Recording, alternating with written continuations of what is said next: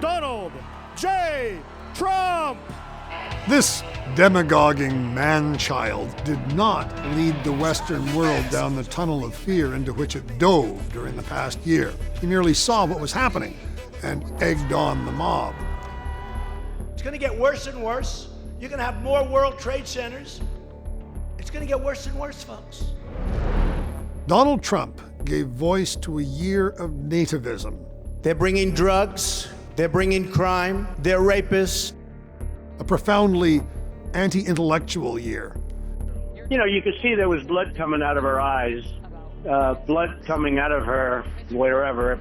A year when blurting out hatred and dim-witted jingoism became a legitimate part of the political discourse.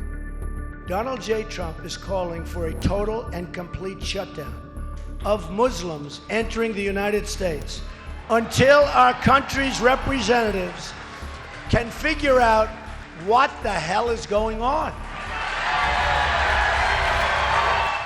It was a year of thrumming, low-frequency fear, like the tension track in a horror movie. Mainly, it was fear of the bearded characters parading around with rifles and beheading knives, praising their God and exalting death and using the internet to ensure the entire world was watching. Their message was in turn picked up and amplified by our politicians who warned us that our lives are now in danger of terror from terrorists operating from terrorist war zones every single day. The hundreds of thousands of wretched souls who poured out of the Levant across Turkey into Europe were herded by fear of their own regime and of ISIS, and they in turn inspired our fear. Fear of them, strangely enough, even though they were the victims. They were also the hordes and, yes, Muslims, and they were heading straight west. There was one brief, decent moment last summer when we paused and they all became more human. A little boy, one member of those fleeing hordes, appeared on a Turkish beach, shockingly lifeless. Suddenly, the reluctance of Western politicians to accept more refugees seemed small and mean. It truly is a heartbreaking situation. It's a terrible tragedy, and I know all of our hearts go up to those who are touched personally by this tragedy. Stephen Harper went on to lose that election. His fear index, fear of women in niqabs, fear of terrorists posing as refugees, fear of child molesters and marijuana and Omar Khadr and liberal values in general, just couldn't overcome a greater public fear. The fear of another 4 years of Stephen Harper. Congratulations. Suddenly, a shiny, happy, handsome 43-year-old was in charge, a man who specializes in uttering gauzy banalities like this. That the diversity that makes this country so strong, is the diversity of views that carry us forward. Justin Trudeau is basically a young Canadian version of Barack Obama. And like Obama, once in power, his sunny ways ran almost immediately into a dark pall of fear. In November, for the second time in 2015, pitiless extremists in the service of ISIS turned powerful weaponry on innocent civilians in Paris. Dozens dead, dozens more badly damaged. France's president intensified the bombing in Syria and asked France's allies to do the same, even though everyone knows the fight there will not be won from the air. Suddenly, once again, we were all defiantly declaring ourselves French, just as we were all Charlie Hebdo after the other Paris attacks last January. But we were also rattled and afraid. Western newspapers and TV networks refused to show Charlie Hebdo's response to the attacks, a cartoon of the Prophet Muhammad weeping. That cartoon remains banned from the mainstream media here to this day. Respect for Islam is our stated reason, but it's fear, too.